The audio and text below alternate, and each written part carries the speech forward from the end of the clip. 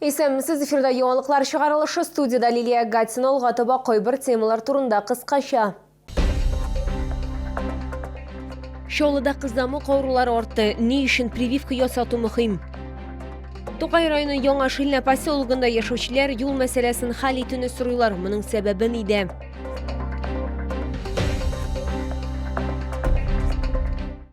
Кызамы каурулар артты. Шолдагына да 5 очрак теркәлгән. Шул исәптән балаларда да бүгеннән башлап шәһәрнең барлык поликлиникаларында кызамыкка каршы вакцинация көчәйтелгән. Ни өчен прививка ясату мөһим һәм авыруның никадәр куркыныч булуын хәбәрчебез ачыклады.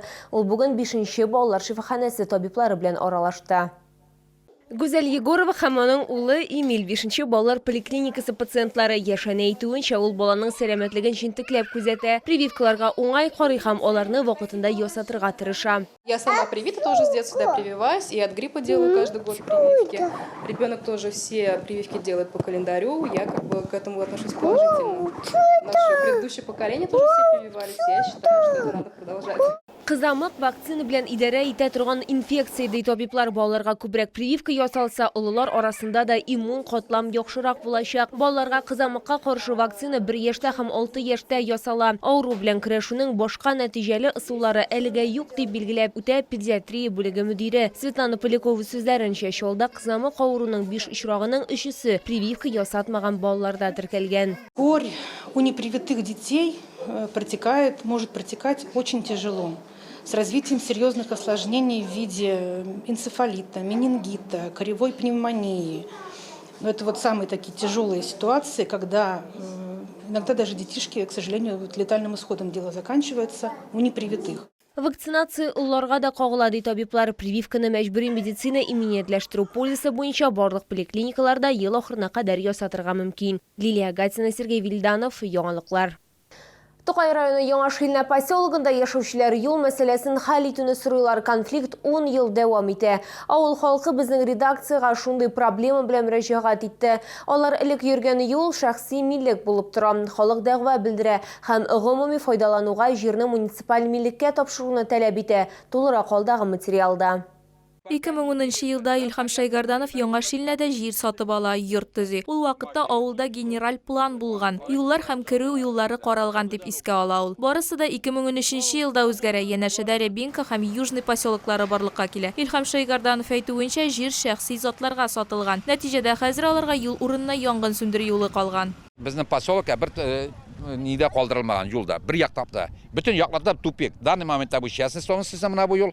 Монсы тагын частный собственность безнең 3 метр киңлектә юл бар. Это пожарный проход. Больше проезда юк безнең. Алар хәзер йөри торган 900 метр юлны халык үз хисабына ясаткан дип билгеләп үтә биредә яшәүчеләр. Әмма хәзер алар ансыз да калу куркынычы астында торалар. По генплану здесь была дорога. Она была размежована, все было хорошо.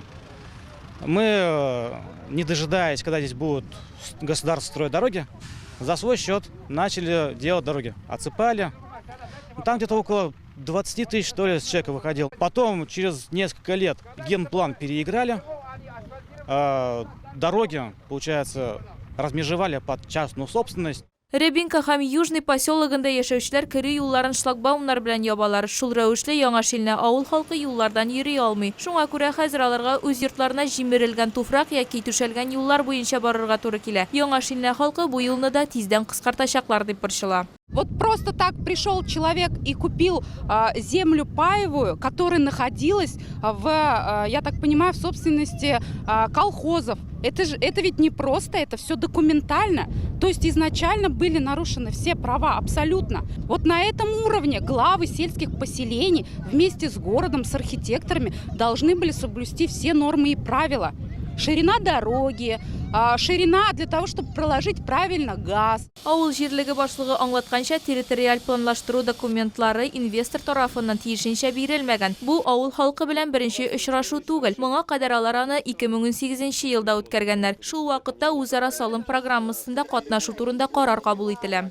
Кешеләрнең бөтен борчыган сорауларын тыңлагачтан, без шушы микрорайонның күрше авылындагы жер участокларын, жер кишәрлекләрен безгә бирер өчен диеп, аңа мөрәҗәгать итүне сөйләштек һәм шуның буенча киләсе атна дәвамында эшләячәкбез. Гадел Даутов билгеләп үткәнчә, җир кишәрлекләрен муниципалитетка тапшыру турындагы мөрәҗәгать карала. Мәгълүмат киләсе атнада халыкка җиткереләчәк. Азилә Шәймөхәммәтова, Ленар Султанов, Яңалыклар.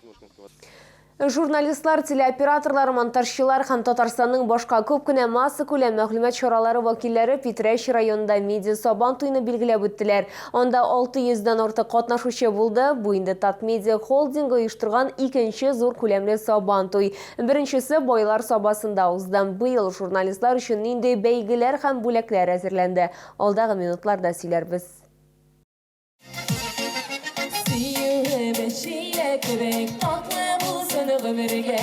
Бөтен Татарстаннан килгән масса күләм мәгълүмат чаралары вәкилләрен җырлар, биюләр һәм токмаклар белән каршы алдылар. Ярышлар башланганчы катнашучылар парады уздырылды. Һәрбер масса күләм мәгълүмат чарасын футболка һәм флаг логотиплары буенча танырга мөмкин. Аркан тарту капчыкларда йөгерү, волейбол, көрәш, булар барысы да булды.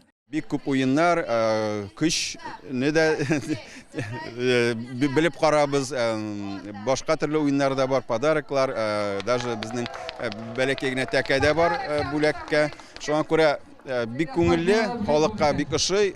Мин уйлыйм, яхшы гына һава торышы да яхшы гына торса, бик күңелле булып узып китәрде. Шалла ТВ телеканалы хәбәрчесе һәм алып баручысы Лилия Гатина традиция буенча капчыклар белән көрәшне сайлаган һәм ялгышмаган. Икенче ел рәттән мин инде капчык белән көрәшү бәйгесендә катнашам һәм әйтергә кирәк, традицион рәвештә үзебезнең синyaкларны дагын алабыз һәм менә бу юлы да көндәшем бик тәгин көчле кыз иде. Бик зур рәхмәт аңа уен өчен, ләкин без инде үзебезнекеләргә әйттек. Без бүген бүләкләр белән кайтачакбыз дип һәм без сүзебездә торабыз. Сабан туй бик шәп, күңелле бара. Йөгердек тә, гердә күтәрдек. Менә көрәш булды яңа гына. Көрәшнең әле беренче кругы гына үтте. Былтыр чемпион калган Фәрит абый белән көрәшергә туры килде. Бик рәхмәтлемен.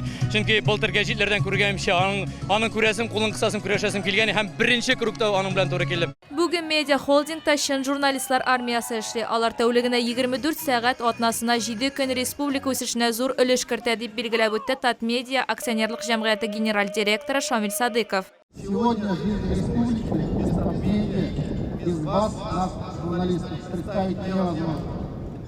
Огромный вклад наших журналистов в развитие республики. Социальной, экономической, информационной.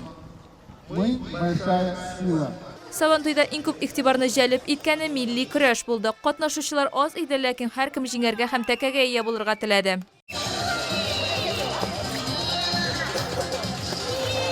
Көрәшчеләрнең бөтенесе әйбәт, һәрбер кеше үзенчәлекле, һәрбер кеше үзенчәлекле көрәшә. Бөтенесе әйбәт. Мамадыш информ журналисты Илдар Хәсәнов абсолют батыр булды. Барлык ярыш нәтиҗәләре буенча җиңүчеләрне истәлекле бүләкләр, шулай ук акчалата призлар белән бүләкләделәр. Азилә Шәймөхәммәтова, Искәндәр Мирзагитов, Кирилл Хабзи, Яңалыклар. Бу сезгә җиткерәсе соңгы мәгълүматыбыз иде. Мин Лилия Гатина сезнең белән сау булашам. Исән мин булыгыз.